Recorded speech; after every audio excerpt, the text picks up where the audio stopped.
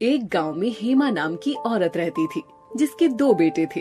एक का नाम था अजय और दूसरे का नाम था विजय।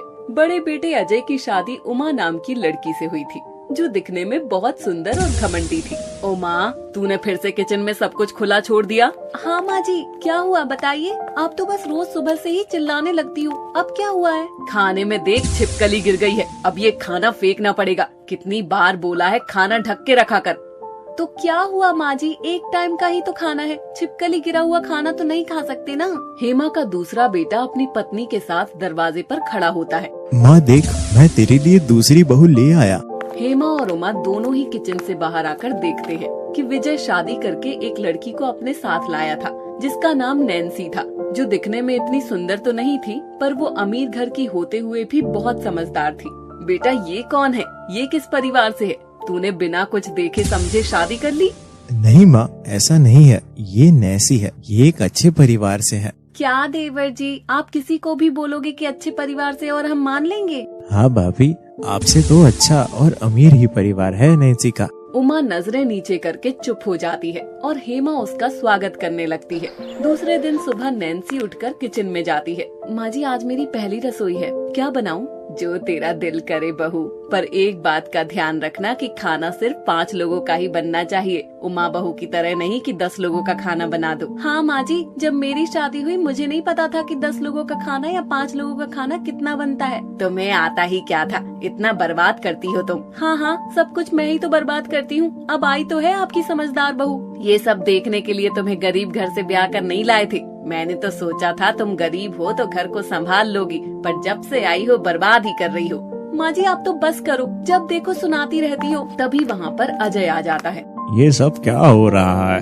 देख ले बेटा, तेरी पत्नी कैसे सुन रही है। क्या हुआ जो तुम माँ जी को उल्टा जवाब दे रही हो? सुन लो जी, आप घर की बातों में बीच में ना बोलो तो अच्छा होगा। इसने अपनी शक्ल देखी है, होगी ये अमीर घर से, पर मैं अपनी रसोई में ऐसे कुछ नहीं करने दूंगी। और ये मेरी रसोई में गई तो मैं रसोई को आग लगा दूंगी। ये क्या कह रही हो बहू, दिमाग तो सही है तुम्हारा? ऐसे करता देख हेमा अपनी दोनों बहू को रसोई में अलग अलग कर देती है। उमा को एक शानदार रसोई मिलती है और दूसरी तरफ नैन्सी को एक छोटा सा कमरा मिलता है, जिसमें एक मिट्टी का चूल्हा और कुछ मिट्टी के बर्तन रखे होते हैं। नैन्सी उसे छोटी सी रसोई में ही अपना गुजारा करने लगती है। ऐसे ही समय बीतता है। फिर एक दिन, बहू तेरा ध्यान कहाँ है? देख, दूध सारा निकल गया है। अरे माँ जी, थोड़ा ही तो निकला है, कोई बात नहीं। फोन पर जरूरी बात कर रही थी इसलिए ध्यान नहीं रहा। उमा किचन में दूध उबालते समय फोन पर बात करने लगती है, जिस कारण से दूध पूरे किचन में गिर जाता है। थोड़ा सा दूध गिरा है, पूरे किचन में दूध गिरा हुआ है और तू बोल रही है कि थोड़ा सा ही गिरा है। उमा अपनी सास को किचन से बाहर निकालते हुए बोलती है। माँ जी, आप बाहर जाइए, या किचन आपको साफ करना है? एक तो सारा दूध गिरा दिया और ऊपर से बातें बना रही है। हाँ ठीक है, कर रही हूँ साफ। उमा दूध साफ कर रही होती है कि तभी वहाँ पर नैन्सी आ जाती है। भाभी, थोड़ी चीनी मिलेगी, मेरी रसोई में चीनी खत्म हो गई है। नैन्सी तो फिर से आ गई मेरे किचन में, मैंने तुझे मना किया था ना। भाभी, वो मैं चीनी लेने आई थी, विजय ने बोला था भाभी से ले आओ। हमने कोई धर्मशाला खोली है क्या जो चीनी बांटेंगे?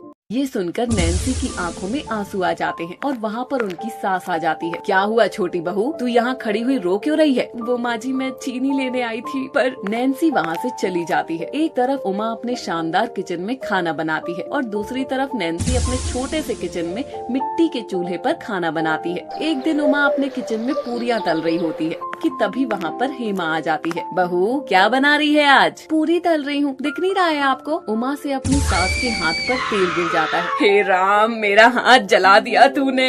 ऐसा बोलकर हेमा चिल्लाने लगती है कि तभी वहाँ पर नैन्सी आ जाती है। क्या हुआ माँ जी, आप ठीक तो हैं? बेटा, मेरा हाथ जल गया। उमा, ये तूने जानबूझकर जलाया है ना? नहीं माँ, आप गलत समझ रही हैं। मैं ऐसा क्यों करूँगी? माँ जी, आप चलिए यहाँ से, मैं आपके हाथ पर कुछ लगा देती हूँ। चल बहू, वरना ये तो मुझे पूरा ही जला देगी। मैं ऐसा क्यों करूँगी माँ, इतनी भी बुरी नहीं हूँ मैं। जानती हूँ मैं तू कैसी है। नैन्सी हेमा को लेकर वहाँ से चली जाती है और हेमा के हाथ पर दवा लगाने लगती है। हेमा नैन्सी से बोलती है, बहू तू जानती है कि ये उमा कितने गरीब घर से है। वो तो ये बहुत सुंदर थी, इसलिए हम इसकी सुंदरता को देखकर अंधे हो गए थे और हमने कुछ नहीं देखा, वरना ऐसी घमंडी लड़की को तो हम अपने घर की बहू कभी न बनाते। माँ जी, ये भाभी से गलती से हुआ है, वो जानबूझकर क्यों ऐसा करेंगी? बेटा, तू अभी जानती नहीं है इसको। जब ये पहली बार रसोई में गई थी ना, जब से ही ये पागल हो गई है। इतनी शानदार रसोई देकर अपने घर पर तो कभी ऐसा देखा नहीं ना। माँ जी, ऐसे मत बोलिए, भाभी ने सुन लिया तो उन्हें बुरा लगेगा। उमा दरवाजे के बाहर खड़ी हुई सब सुन रही थी। ये सुनकर उमा को बुरा लगता है और वो रोने लगती है। फिर वो अपनी सास से माफी मांगती है और अपनी देवरानी से भी। फिर उमा नैन्सी का स्वागत करती है। आओ नैन्सी, तुम्हारा इस घर में स्वागत है और मेरे किचन में भी। फिर वो दोनों एक ही रसोई में काम करती हैं और खुशहाल जिंदगी बिताती हैं।